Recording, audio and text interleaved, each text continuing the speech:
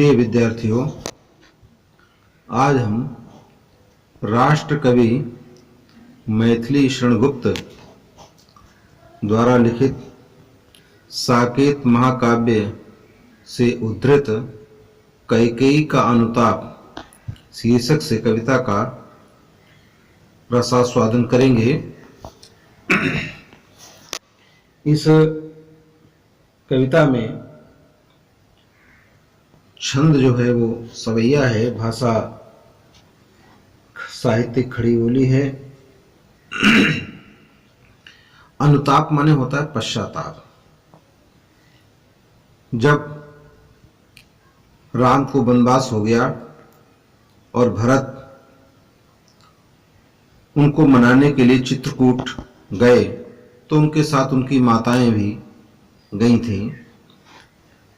वहीं का चित्रण कवि ने इसमें किया है कि जब भरत उनके आश्रम में पहुंचे, रात्रि में सभा बैठी, उसी सभा का कवि ने मनोहारी चित्रण प्रस्तुत पंक्ति में किया है।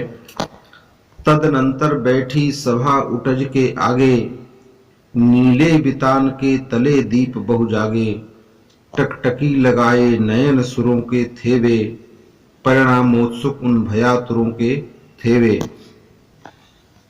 कि तदनंतर माने उसके बाद, जब राम की भरत से भेंट हो गई, उनका स्वागत सत्कार हो गया, भरत उनसे कुछ कहना चाहते थे, तो इसके लिए रात्रि में सभा का आयोजन किया गया। तो उटज माने होता है कुटी। तो उसी पर्ण कुटी के सम्मुख जो खाली मैदान था, उस मैदान में सभा बैठी और नीले वितान के तले दीप बहु जागे। कि आकाश रूपी जो नीला मंडप था, वितान माने तंबू या मंडप का, उस नीले आकाश रूपी मंडप के नीचे बड़ी संख्या में दीप बहु जागे माने तारे रूपी दीपक जल उठे थे। और उस सभा में क्या होगा, राम और भरत की बातचीत का क्या परिणाम होगा, क्योंकि देवताओं का जितना प्रेम श्री राम से था उतना ही प्रेम भरत से भी था। तो इसलिए सभी देवतागण भी आसमान में आकर के विराजे और वे एक दृष्टि से टकटकी लगा करके सभा को देखने लगे। ये टकटकी लगाए नयन सुरों के थेवे, परिणामोत्सुक उन भयातुरों के थेवे। ये सभी देवता सभा के परिणामों को लेकर के व्याकुल और भयभीत थे, क्योंकि उन्हें भय था कि भरत के आने के बाद कि श्री राम कहीं ऐसा ना हो कि वे वापस अयोध्या चले जाएं, क्योंकि श्री राम के जीवन का उद्देश्य था इस पृथ्वी को राक्षसों से मुक्त कराना। इसलिए देवता भी इस बात से भयभीत थे कि राम कहीं ऐसा कोई निर्णय ना ले लें। लेकिन वे उनकी उस बातचीत में किसी तरह का व्यवधान डालना भी नहीं चाहते थे, वे अपनी कोई बात रखना नहीं चाहते थे। वे केवल उस सभा के परिणाम के बारे में जानकारी करने के लिए उत्सुक थे।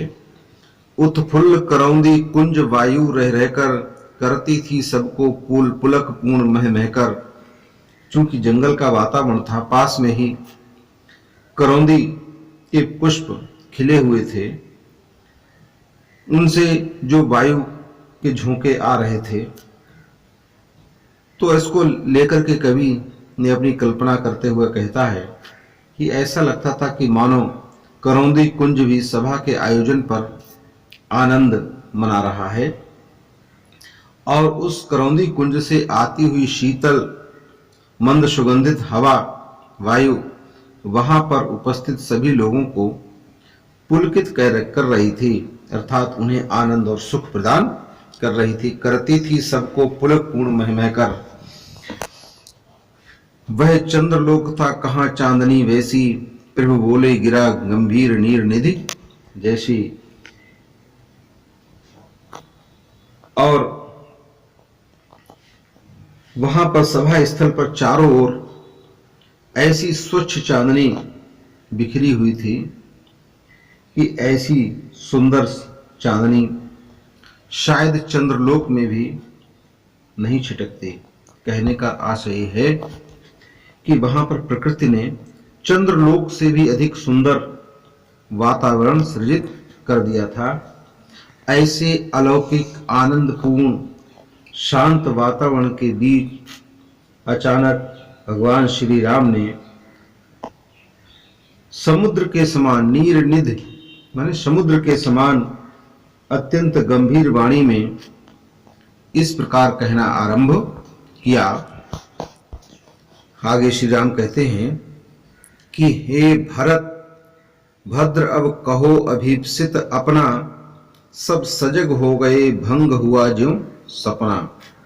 कि सभी लोग आपस में इधर उधर कुछ धीरे धीरे बातचीत भी कर रहे होंगे, कोई इधर उधर अपना देख रहा होगा, कुछ सोच रहा होगा, सब बैठे थे। तो अचानक प्रभु श्री राम ने भरत से कहा, हे भरत भद्र, कहा हे शिष्ट स्वभाव वाले विनम्र स्वभाव वाले भरत, अब कहो अभीप्सित अपना, अभीप्सित माने मन वांछित या अपनी मनोकामना हमसे कहो। राम के इस प्रश्न को सुनकर के सभा में उपस्थित संपूर्ण जन समुदाय एकदम सजग हो गया, सावधान हो गया, जैसे कोई व्यक्ति स्वप्न देख रहा हो। अचानक किसी आवाज को सुनकर के वह जाग उठे, उसका स्वप्न भंग हो जाता है। तो श्री राम के इस प्रश्न को सुनकर के सभी सावधान हो गए, सजग हो गए।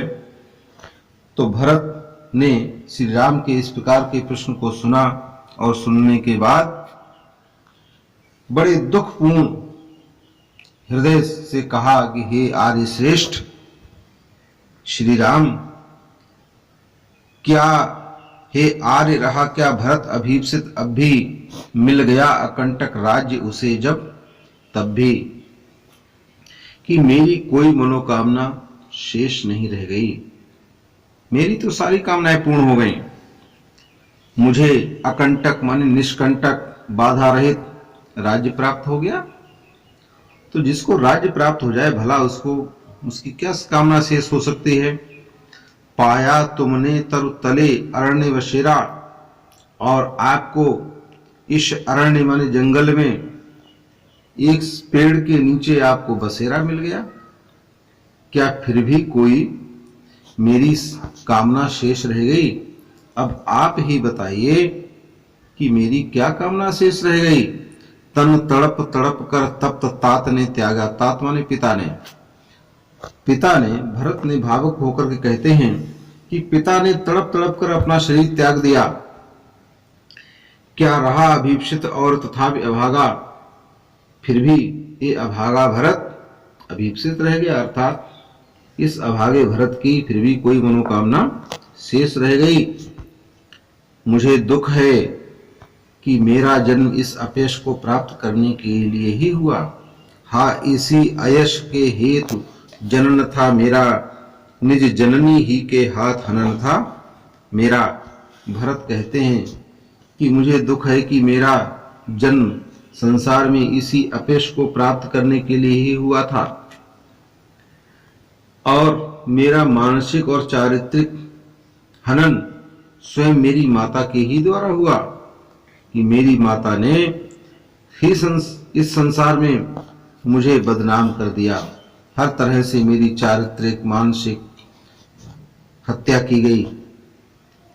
अब कौन अभीप्सित और आर्यवह किसका?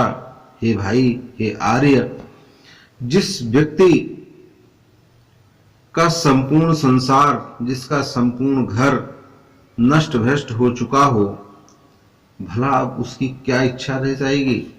उसकी कौन सी कामना उसकी शेष रह सकती है?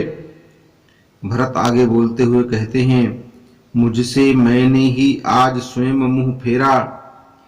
हे आर्य, बता दो तुम ही अभीप्सित मेरा। हे आर्य,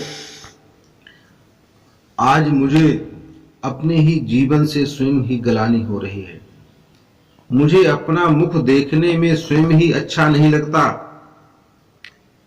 तो हे आर्य, अब आप ही मुझे बताइए कि मेरी और क्या इच्छा हो सकती है कि जिसे अपना ही आप अपने आप से ही विरक्ति हो गई हो, जो से अपना शरीर ही स्वयं अच्छा न लगता हो, अपनी आदत अपना स्वभाव ही अच्छा न लगे, भला उसकी और क्या इच्छा हो सकती है।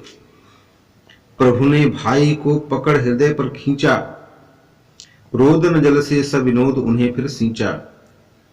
भरत के इस प्रकार दुख भरे वचनों को सुनकर के श्री राम भी स्वयं दुख से पीड़ित हो गए और उन्होंने गदगद होकर के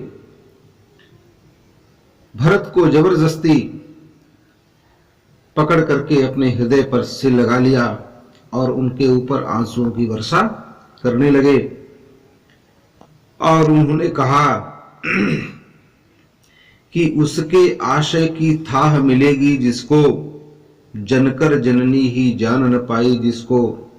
राम ने कहा जिसके उच्च भावों की गहराई का अनुमान स्वयं उसको जन्म देने वाली माता तक न कर सकी, भला उसके हृदय की गहराई को, उसके हृदय की थाह किसी दूसरे को कैसे मिल सकती है। प्रभु श्री राम के इस प्रकार के वचनों को सबने सुना। तो यह सुनकर के श्री राम से कैकेयी ने कहा कि यह सच है तो अब लौट चलो तुम घर को। चौंके सब सुनकर अटल कैकेयी सुर को। तो कैकेयी ने कहा, हे राम, यदि तुम्हारी यह बात सत्य है कि मैं इस भरत की मां होकर के भी भरत को समझ नहीं पाई, तो अब कोई कारण नहीं, तुम इस घर वापस लौट चलो। अर्थात मैंने अपनी नासमझी में, नादानी में, मैंने जो तुम्हारे वनवास की कामना की थी, मेरी उस भूल को भुला दो और तुम घर वापस लौट चलो। कैकेयी के इस दृढ़ अटल स्वर को सुनकर के सभी लोग चौंक उठे।